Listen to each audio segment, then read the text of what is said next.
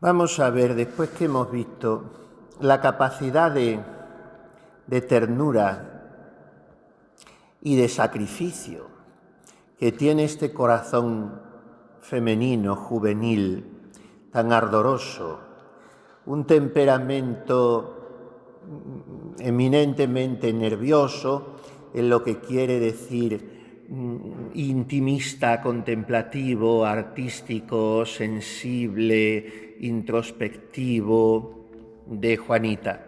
Después de haber visto todo esto, cómo se vuelca en las cartas donde más se puede volcar a su madre, vamos a ver esta tarde, y luego ya vamos viendo otras diversas manifestaciones, porque como decíamos, según sean los destinatarios, así se expresa la persona como es natural, incidiendo también en aquellos puntos que sabe que le son más necesarios a la persona que recibe sus cartas. Como conocemos de la manera delicada y muy aséptica, como nos lo cuentan sus biografías, la situación en que se encontraba el matrimonio de los padres de Juanita, que estaban de hecho separados, y el pobre señor en sus pocas posesiones que le iban quedando, esperando sacar algo de ellas y cada vez peor económicamente, la señora en Santiago de Chile queriendo mantener su estatus con la buena sociedad, pero cada vez con menos posibles. Había muerto el abuelo, que era el patriarca, en fin. Se había producido una brecha progresiva y en ese matrimonio pues había poco cariño y cada uno estaba sufriendo mucho y por separado. Y luego los hijos, que tampoco les estaban dando compensaciones. El pequeño muy pequeñito, los otros cada uno que van tirando por su lado por caminos un poco tortuosos, bastante preocupantes para los padres. Juanita, que se les ha ido a monja, que era el cascabel de la casa. Rebeca, que ha caído mala después de la partida de su hermana. En fin, era poco halagüeña la situación familiar. Y Teresita, pues no manifiesta más que optimismo en sus cartas. Esto querría subrayarlo ahora, porque el pesimismo es un arma diabólica. El ver las cosas siempre por su lado oscuro, esto en la persona que lo tiene pues es un poco temperamental y quiere decirse que lo trae un poco de fábrica, porque la persona que es pesimista es porque lo ha sido casi siempre y luego encima se va volviendo cada vez más a veces. Pero también se trabaja naturalmente y el optimismo, un optimismo realista, no un optimismo fantástico, no un buenismo, de que todo está bien y todo el mundo es bueno. Eso es la estupidez sincretista que domina hoy el pensamiento. Todo está bien y todo vale, cada uno con su conciencia y todos son muy buenos. Bueno, no, el optimismo realista, o sea, el esperar siempre el bien, eso es fruto de una visión teologalmente cristiana, de una visión de fe, porque yo sé que Cristo Rey no es que vencerá, es que ha vencido ya. Su victoria escatológica requiere de mi paciencia para verla manifestada, pero ya está lograda, ha vencido sobre el pecado y sobre la muerte y espera el tiempo que falta hasta que Dios ponga a sus enemigos por escabel de sus pies. Pero serán puestos el mundo, el demonio, la muerte, el pecado. Y yo soy soldado, estoy alistado bajo las banderas, milito en las filas del ejército de ese Rey eternal. Entonces, all shall be well, como decía él a Santa Juliana de Norwich. And all meaning of things shall be well. Todas las cosas, todo irá bien, todo saldrá bien, y toda clase de cosas terminarán bien. Todo acabará bien. Y si todo acabará bien, pues ¿qué me importa que ahora vaya un poco regular? La situación de la Iglesia, como decíamos, es calamitosa, es como nunca he sido, porque el cisma está dentro y llega hasta muy arriba, y porque el confusionismo y la negación de la tradición en una postura suicida de la propia Iglesia, en una autodemolición, como dijo Pablo VI, pues es patente hoy de una manera absolutamente desconcertante para los buenos católicos, que son llamados los raros y los malos. Pero esto nos hace sufrir muchísimo, sí. Pero la Iglesia, esposa purísima de Jesucristo, sin mancha ni arruga, llena de juventud y de limpia hermosura, brotada como una paloma de la llaga del crucificado, la Iglesia inmaculada, esa Iglesia vencerá a pesar de sus enemigos externos y sobre todo internos, por mucho que estos enemigos internos sean muy potentes y muy inexplicables. Pero no pasa nada, hay que tener muchísima visión de fe y esperanza teologal, que significa esperar a Dios de Dios. Yo no espero nada de nadie, no espero absolutamente nada de nadie, ni de mi mejor amigo, ni de mi padre, ni del Papa de Roma, no, desde luego que no. No espero nada de nadie, porque aunque espere, esa persona falla, termina, se va, o bueno, sí, lo que espero es una cosa humana, por lo tanto es nada. Y de quien lo espero es una persona humana, por lo tanto es nadie. Entonces mi esperanza está constituida. ¿Por qué nervio? ¿Cuál es el alma de mi esperanza? El motivo profundo, que yo espero a Dios de Dios. Como lo que espero es infinito y aquel en quien espero es omnipotente, no me puede fallar esa espera.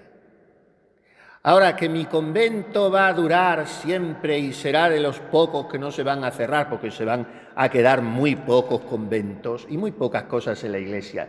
Ya lo avisó Ratzinger cuando era un joven sacerdote de 40 y pocos años, en una entrevista que le hicieron en la radio. Va a quedar muy poco. En la Iglesia vamos a perder casi todo, y ojalá que sea cuanto antes, porque hemos descansado tanto en todas estas seguridades humanas. Y entonces mi convento va a ser de los pocos que va a... ¿Y a ti qué te importa? Si lo único que cuenta aquí es el reinado de Jesucristo, el triunfo de su Iglesia, pero no triunfo al modo humano.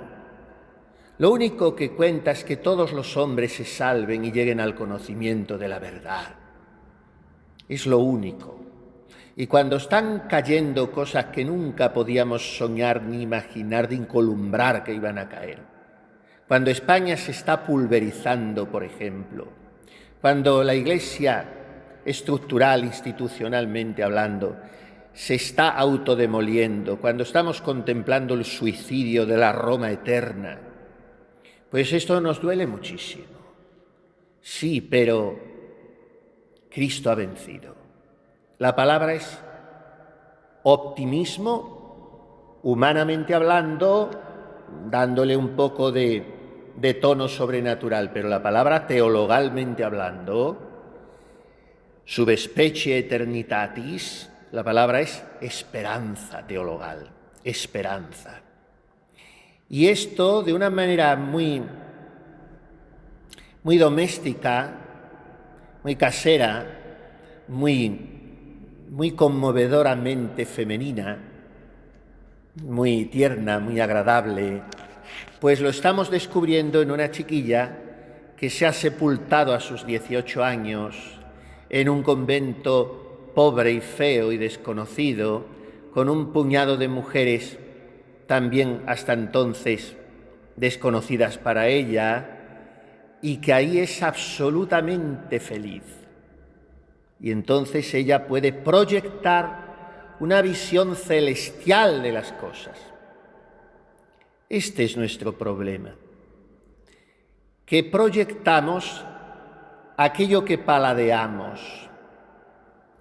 ¿Yo en qué me estoy entreteniendo? ¿En una visión horizontalista, humanoide, temporal de las cosas? Entonces voy a proyectar eso. Pero una carmelita debe ser una mujer que vive en el cielo. Eso de esta casa es un cielo, no es que sea un cielo la casa, porque quien entre en un convento va a tener al lado alguna chinche y va a tener incomprensiones. Si vas buscando el cielo así, vas equivocada. Como le dijo la Madre Maravillas a una novicia, a una pretendiente, he recibido su carta, hija mía, y me dice en ella que viene al Carmelo buscando la felicidad. Entonces le digo que no venga, porque encontrará la felicidad en el Carmelo, la felicidad más plena que pueda imaginarse, pero no porque venga buscándola, sino porque venga buscando a Cristo crucificado, y al desprenderse de todo lo demás, sentirse libre, no se lo dice tan así, lo estoy glosando yo un poco la idea, pues ahí es cuando encontrará la felicidad. Ahora, la que viene, o viene con muy buenos ideales y al cabo de los años se instala, y lo que busca es su instalación, pues no, ni es feliz ni coopera a la felicidad de la comunidad. Porque la felicidad, como hemos dicho esta mañana, no viene de fuera adentro, sino que brota de dentro afuera. El que beba del agua que yo le daré, ese agua se convertirá dentro de él en un manantial, en un surtidor de agua que salta hasta la vida eterna. Se convertirá dentro de él. Yo voy al Carmelo porque allí todo me ayuda, porque el horario que hay, porque la mucha oración que hay, porque la fraternidad y la soledad juntas, porque las costumbres santas a mí, todo eso. Sí, pero no, eso viene de fuera. Tú tienes que tener el surtidor dentro. Y cuando tú dentro tengas un espacio de libertad, de verdad, de virginidad, entonces todo lo de fuera se colorea de un modo que hasta la última tontería y hasta la última ceremonia la cuidarás exquisitamente. Cuanto más libre seas por dentro, más minuciosa serás en el cumplimiento de todas esas observancias, y de cualquier obediencia no sacarás nada de la obediencia, porque te lo contarán como perdido, dice el Santo Padre. ¿Por qué? Porque dentro de ti hay un espacio tan anchuroso que eso se proyecta hacia afuera, y todo lo que te rodea es una ayuda para esa libertad. ¿Cuál es la actitud? Optimismo, entusiasmo, que en griego esa palabra significa estar metido en Dios, entusiasmado. Vivir con ilusión. Tienes que tener siempre mucha ilusión, que habrá días que estés un poco peor, en fin, no, siempre no estamos igual, pero bueno, que estés ilusionado con tu vocación. Esto es muy importante. Optimismo, esperanza, alegría, entusiasmo. Y eso lo dice la cara. Eso lo dice la cara de la persona, y la facilidad para hacer chistes y para echarlo siempre todo a buena parte, y en fin, bueno, pues eso. Todo esto viene a cuenta de la primera carta de Teresita de los Andes a su papacito, como ella le dice, y la situación halagüeña familiar es poco halagüeña, y entonces el 27 de julio del 19, 2 meses y pico después de entrar, le dice ella que, sabiendo lo solito que está en San Javier, una de las fincas, pues la madre priora le ha dicho que le escriba, para demostrarle una vez más que su hija Carmelita no lo olvida ni un solo día, y que siempre lo quiere y está a su lado, y que muchísimas veces al día alza su corazón a Dios para pedirle por su padre, y tan tierna le dice: por la noche sobre todo, me parece que su alma se encuentra abatida por la tristeza. y tantas veces como me ha hecho sus confidencias, ahora no puede, pero me lo comunica nuestro Señor, poniendo en mi pensamiento su imagen querida, luchando con el dolor. Entonces siento la necesidad de clamarle con todas las fuerzas de mi alma, le dé resignación. Papacito, cuando sufra, cuando se encuentre solo, piense que su Carmelita lo acompaña y que ella tiene consigo a Jesús. El pensamiento de que Jesús está con usted viéndolo padecer lo confortará, pues Él cuenta y recoge las espinas de su camino para cambiarlas y transformarlas en piedras preciosas con que algún día lo coronará en el cielo. ¿Qué importa sufrir en el destierro unos años para merecer una eterna felicidad? Y ahora le habla de lo feliz que está ella, porque la ha llevado el Señor a ese rinconcito del cielo, sin preocupación de ninguna especie, rodeada de cariño de todas, y en fin, confíe todo a la Santísima Virgen. Rece siempre el rosario, para que ella le guarde no solo su alma, sino también sus asuntos.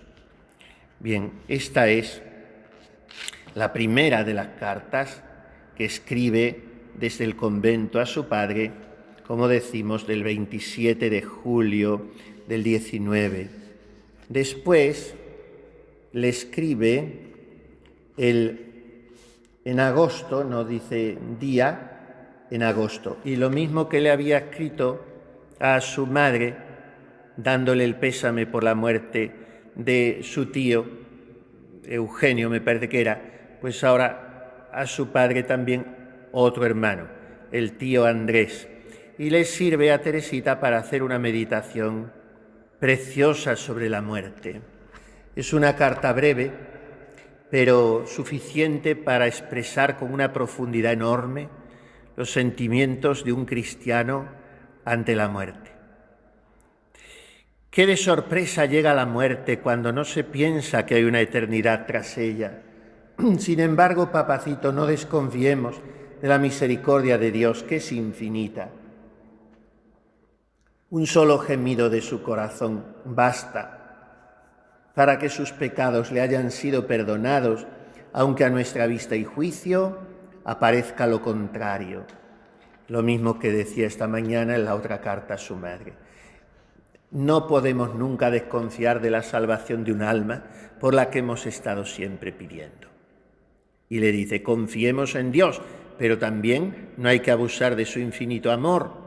Por eso lo mejor es vivir en paz con nuestro Señor, de modo que si la muerte viene de repente, no nos sorprenda y aterrorice. ¿Qué diferencia existe tan inmensa en el modo de considerar la muerte de un cristiano y el que no lo es? Este solo encuentra vacío, la nada, el frío de la tumba. El cristiano encuentra al término de su destierro, de sus sufrimientos, el principio de sus goces eternos. Encuentra en una palabra a su Dios, que es su Padre, que ha velado sobre él en cada paso que ha dado en la senda del bien y del dolor. Allí está su Padre con los brazos extendidos para recibirlo y darle su corona. ¿Qué paz no da esto en un trance tan horrible como es el de la destrucción de nuestro ser? Y luego dice, no me canso de dar a Dios gracias por el mío. Pareciera que esta criatura está entreviendo la muerte próxima de su padre y le está preparando para ella. Porque este señor murió solo 3 años después que su hija, agotado de sufrimientos, de soledades, de incomprensiones, y murió santamente. Un señor de fe que no dejaba el rosario, como le decía a su hija, y que, en fin, sabía ofrecer sus sufrimientos. Había sido un desastre para la gestión de los negocios, pero también murió lleno de deudas y de acreedores, el padre de la Santa Madre, don Alonso de Cepeda, y también era un santo. Bueno, pues que no todo el mundo tiene el mismo manejo de la economía, sobre todo cuando son herencias, tienes que gestionar tierras, en fin. Pero murió en el año 23, me parece que fue, muy joven, todavía relativamente joven, claro. Tendría 50 y tantos años, no creo que ni 50, ni 60, y muy poco después de la muerte de su hija. Esos sentimientos de fe, papacito, que me demuestra en su carta, son el orgullo de su hija Carmelita, la que no cesa de rogar porque cada vez sea más cristiano, más de Dios. Estas tienen que ser las cartas de una monja, si es que siguen escribiendo, porque ahora con los email y los inventos se escribe poco, pero usen poco esas cosas y sigan escribiendo. Y no usen eso mucho, porque no viene bien para nada. Sí que es más inmediato, que las cartas ahora tardan, que es un desastre el correo, como es un desastre todo. Pero en una carta, cuando es manuscrita y tiene el mimo y el cariño de la confección, de cuidar la presentación de la carta, la caligrafía, en fin, se expresa mejor, es más personal. Y sea como sea, en fin, en las comunicaciones con la familia hay que siempre dejar caer noticias de Dios. Y no pedir noticias, desde luego eso nunca. Vamos, pedir cómo están los sobrinos, cómo está lo que sea, cómo está, pero pedir más noticias no. Y dar noticias tampoco del convento en absoluto. Nada más que algún cuentecito de una fiesta que hemos pasado muy bien, pero dar nunca. Bueno, pues esto es lo que ella aprovecha sus cartas para eso, para enamorar a su padre de Dios y decirle que está muy contenta de los sentimientos cristianos que hay en el corazón de su padre, que son el orgullo de su hija Carmelita. Un mes más tarde, el 28 de septiembre, pues le felicita, porque se llama Miguel, el padre, y en la víspera de su santo le felicita y quiere ser la primera en darle un fuerte abrazo de felicitación. Con toda la ternura de mi corazón de hija y de Carmelita. Sí, esta ternura crece cada día, mi papacito, y no crea que en el Carmen se extingue, antes al contrario, toma mayores proporciones porque se ama sin interés y en Dios. Preciosa definición del amor gratuito, que es el que crece, el que se purifica y se acrisola, y el que se libera de condicionantes. En el Carmelo, desde esta clausura, desde esta sepultura con Cristo, no se debería esperar nada a cambio. Bienes temporales no se pueden esperar de la familia, pero otra clase de bienes la Carmelita es la que ama sin interés ninguno. ¿Por qué? Porque ama en Dios, nada más que en Dios. Esto hay que revisarlo de vez en cuando. Alguna amistad seglar que tenga, o alguien que me ha cogido cariño cuando fui sacristana, cuando fui tornera, cuando fui tal, no. Sin interés, libre de todo. Es que así, a lo mejor viene alguna vez a hacerme una visita, pero ¿dónde vamos? No, sin interés y en Dios. Es como hay que amar, y por eso el corazón se agranda y caben todos. Y no hay exclusivismos, y no hay celotipias, y no me molesto si preguntan por la otra y de mí se han olvidado, pues, ¿pero qué quieres que te recuerde ninguna criatura? Si una madre se olvida del hijo de sus entrañas, yo no me olvidaré de ti, dice el Señor. Y entonces estamos escritos en las palmas de sus manos. ¿Qué queremos? Afectos de criaturas. En el Carmelo se ama sin interés y en Dios. Creo que pronto nos veremos. Tenía la ilusión de que su padre fuera el día de la Santa Madre, la víspera, a los 15 días de esta carta, que iba a tomar el santo hábito, y después empieza a preguntarle con muchísimo cariño que cómo está, que sabe que tiene muchas preocupaciones, cuándo le veré sin ellas. Sin embargo, no se desanime, pues los trabajos y sufrimientos le van a servir para merecer el eterno descanso. Ofrézcalos a nuestro Señor. Él, que vivió aquí en la tierra 33 años, sabe lo que es sufrir, pues su vida fue un continuo sufrimiento a pesar que era Dios. Quisiera, mi viejito querido, hacerlo encontrar el consuelo junto a la cruz. A su sombra todas las amarguras desaparecen. Nadie sufrió tanto como Jesús, y desde ella nos enseña a soportar todos los dolores en silencio y con resignación. Él desde la cruz convida a sus criaturas con los brazos extendidos diciéndoles: venid a mí los que estáis cargados por el peso de los dolores, que yo os aliviaré. Ay, papacito, vaya a Jesús como al amigo más íntimo y cuéntele todo lo que pasa por su alma. Nadie como Él penetra su corazón. Nadie como Él sabrá curar las heridas de su alma, porque con luz y poder infinitos ve y da la medicina. Además, nadie como Jesús lo ama tanto, puesto que dio su vida por darle un cielo. ¿Cómo quisiera hacerlo conocer por usted, mi papacito? Pues así su vida se deslizaría tranquila y feliz, a pesar que las penas la rodearan. Ah, papá, su Carmelita le muestra la fuente de la paz y de la dicha aquí en la tierra, que solo se encuentra en ese Dios crucificado. Yo soy feliz, porque vivo junto a esa fuente y esto se lo debo a usted. Por eso, no me canso de rogarle a nuestro Señor, y especialmente a la Santísima Virgen, de quien es tan devoto, le haga sentir esa satisfacción de haber dado una hija, aunque sea la que menos vale, a nuestro Señor. Y termina invitándole a que vaya el día 14, como sabe que es muy fácil que no iba a ir, a renovar el ofrecimiento que hizo de esa hija en su toma de hábito. Pero está procediendo lo mismo que con su madre. No, dice, ¿será posible que la lluvia le haya arruinado la cosecha otra vez? ¿Será posible que tenga que despedir tantos trabajadores? En fin, lo que era una ruina de unas propiedades, los fundos, como decían allí. No alude nunca a nada de eso, sino la cruz, señalar la cruz y prometerle a su Padre la felicidad, incluso en esta vida, en medio de los sufrimientos, si vive así. ¿Cómo quisiera hacerle conocer por usted a Jesús? Es muy atrevido esto, como si su padre no conociera a Jesús, como si ella no conociera a Jesús gracias a su padre. Y sin embargo es otro conocimiento el que ella pide. Desea para su padre un conocimiento sabroso, íntimo. Vaya a Jesús como al amigo más íntimo y cuéntele todo lo que pasa por su alma. Nadie como Él penetra su corazón. Nadie como Él sabrá curar las heridas de su alma. Nadie como Jesús lo ama tanto.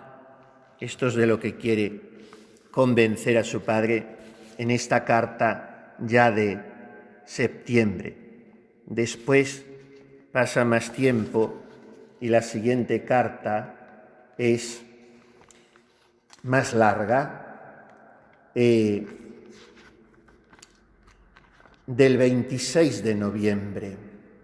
Y vuelve a lo mismo, pregona su felicidad, diciendo que le ha tocado la mejor suerte. Y como no ha ido al hábito, su padre le cuenta a ella que ese día se dio cuenta de una manera patente que su suerte es la mejor. Y entonces vuelve al tema del sufrimiento y recuerda sus tiempos del mundo, donde como catequista y tratando, en fin, con muchas amigas, era una persona tan sociable, tan abierta, dice, al ponerme en contacto íntimo con las almas, pude notar que en todas hay llagas profundamente dolorosas, que todas, aunque muchas veces aparentemente son felices, encierran en su corazón un mundo de desdichas. En cambio, su Carmelita ve deslizar sus días tranquilamente. Nada puede turbar su paz, su dicha, porque lleva en su alma el que es la fuente de la paz. Con Dios, mi papacito, es con quien vivo en un cielo, ya aquí en la tierra. Entre Jesús y su Carmelita hay una intimidad tan grande que las uniones de la tierra son solo una sombra, y a medida que lo conozco más lo amo, porque voy sondeando en su corazón un abismo de infinito amor. Por eso, mi papacito querido, siento la necesidad de llevarlo hacia él. Repite las expresiones casi al pie de la letra de la anterior carta. Como si esta chiquilla tuviera prisa, porque ya se le va la vida temporal de entre las manos y Son 4 meses cortos los que le quedan de vida. Y entonces, como si el Espíritu Santo la inspirase a enamorar de Jesús a todos los que trata, empezando por sus padres, que es con quien tiene la mayor obligación. Honrarás a padre y madre, pero primero es esto, que se peguen a Dios. Y le repite las expresiones. Quisiera que Jesús fuera su íntimo amigo, en quien depositara su corazón cansado y saciado de sufrimientos. ¿Quién podrá, mi viejito querido, medir la intensidad, el caudal de preocupaciones que lo agobian, como nuestro Señor, que penetra hasta lo más íntimo y que sabe curar con delicado tacto aquellas heridas dolorosas cuya profundidad usted mismo desconoce? Ah, papachito mío, ¿cómo se transformaría su vida si fuera a Él con frecuencia como a un amigo? ¿Cree acaso que Jesús no lo recibirá como a tal? Si tal cosa pensara, demostraría que no lo conoce. Él es todo ternura, todo amor para sus criaturas pecadoras. Él mora en el sagrario con el corazón abierto para recibirnos y nos aguarda allí para consolarnos. Papacito mío, ¿cuántas veces usted mismo no me ha expresado lo feliz que se ha sentido al comulgar? Es porque entonces su alma, libre de todo peso, ha sentido la presencia de su Dios, único capaz de satisfacernos. Además, ¿por qué temer acercarse a nuestro Señor cuando Él mismo dijo que era el buen pastor que daba su vida por recobrar la oveja perdida? Y dijo que venía en busca de los pecadores. Así pues, mi papacito, todos, aunque somos pecadores, podemos acercarnos a Él. Somos sus hijos que debemos confiar en sus entrañas llenas de ternura paternal. Estas cartas que, no sé, escritas por ella pueden tener un par de cuartillas o algo más, pues en ellas no hay más de 2 renglones seguidos, en esta creo que ni uno solo, en el que Teresita haga la menor concesión a una consideración humana de las cosas. Todo es lanzar a su propio padre a una visión sobrenatural.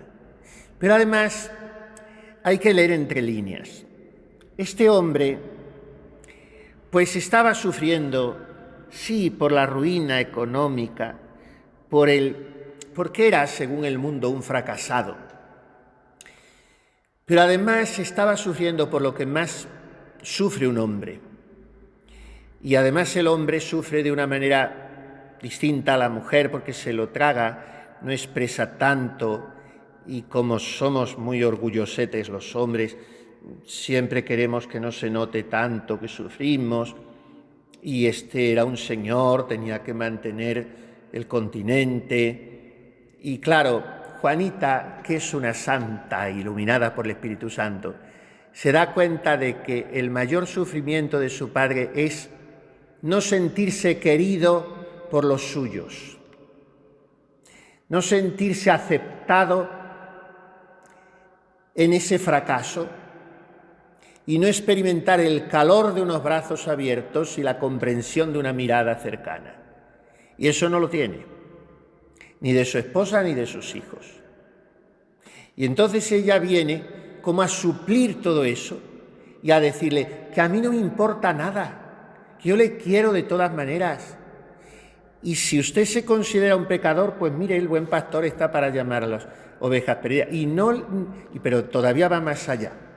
Lo que yo leo entre líneas en esta carta es lo siguiente. Teresita trata de decirle a su padre con una dulzura y una delicadeza extraordinarias: mire, si siente el rechazo de las criaturas, no me caiga en la tentación de pensar que también Dios le va a rechazar. No se retire de él. Vaya a comulgar, rece, descanse con Jesús, cuéntele todo, que Él no le rechaza. Claro, ella no va a decir, no le va a pasar como hace mi mamá y mis hermanos, eso no, porque ella quiere a todos igual. Pero es una manera muy delicada de decírselo al Padre. Ella no se pone de lado de nadie, ella quiere a todos igual. Y entonces toca la tecla más útil para convencer a un alma y para acercarlo a Dios, y sobre todo creo que si es en el caso de un varón, esa tecla es más útil todavía, que es la de la Santísima Virgen.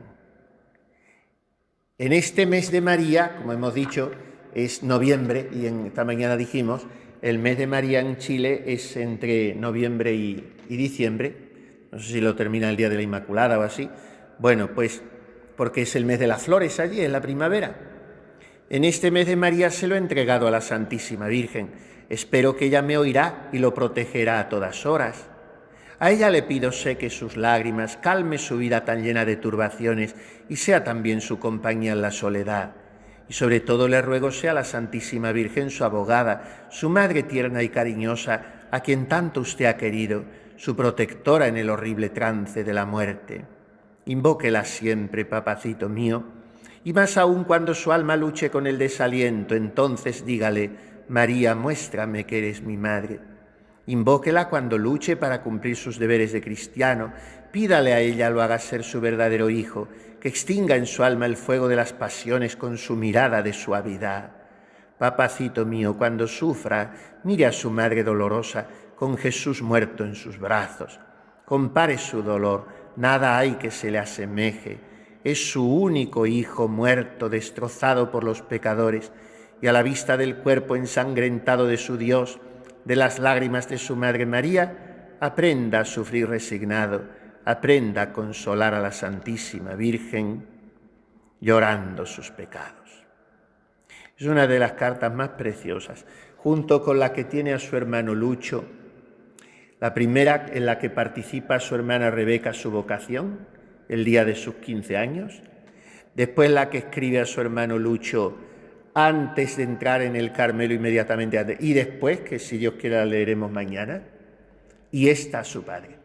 Posiblemente sean de las cartas más bonitas. La ternura que destilan es extraordinaria. Después ya se despide de su viejecito tan querido y añade la postdata, que es lo interesante, porque dice, bueno, si no le da tiempo a leer, que vaya a la postdata. Si puede, comulgue el día 8 de diciembre, día de la Inmaculada. Bueno, pues esa es la carta, como decimos, de finales de noviembre. Me voy a alargar un poquitín más, porque así terminamos de ver todas las cartas a su padre, y ahora vamos a ver dos que quedan, que la siguiente es del día 19 de enero de 1920. Esta es muy breve, no es que sea breve, sacamos menos consideraciones, porque en ella lo que hace es lamentarse de que, mientras que todos se han ido al Algarrobo, que es la playa, pues el papá se queda otra vez tan solito y ella quiere estar junto a él, por lo menos con una carta, y le dice que por ninguna criatura se hubiera separado de él. Sin embargo, por Dios, a quien él la entregó a su hija, pues se separó de él y lo ofrece todo. Aunque le parezca a usted que le va mal en todo, siempre Dios saca bien de nuestros males. Además, la vida solo es para sufrir y luchar, porque existe una recompensa eterna. Mucho he rezado por su intención y para que se solucione el asunto que tanto lo preocupa. Dios y la Santísima Virgen espero me habrán escuchado. En cuanto a mi vida, es siempre la misma. Y haciendo esta monotonía no interrumpida, que el tiempo vuele. Y después la despedida. Y la última de todas las cartas a su padre es del día 18 de febrero del 20. Y es una carta también de circunstancias, breve.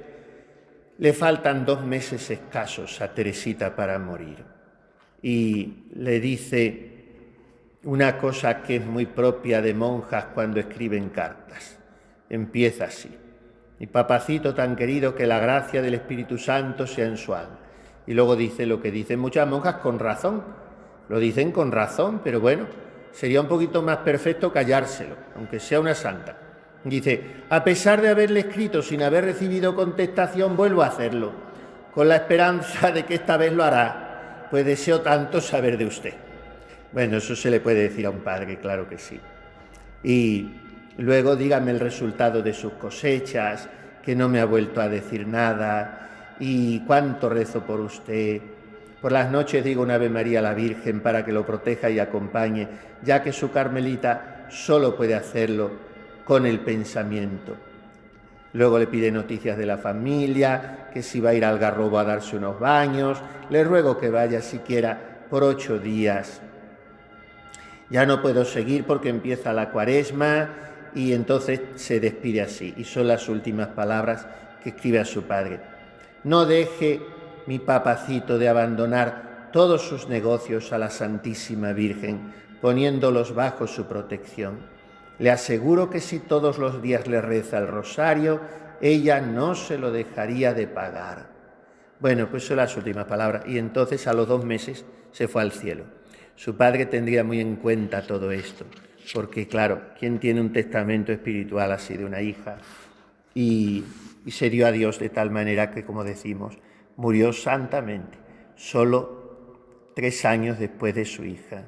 En fin, la Carmelita no está llamada a escribir mucho, a escribir casi nada más bien, pero lo que escriba, si lo escribiese así como esta alma tan celestial. En fin, que nos demos a Dios y entonces proyectaremos a Dios en los demás.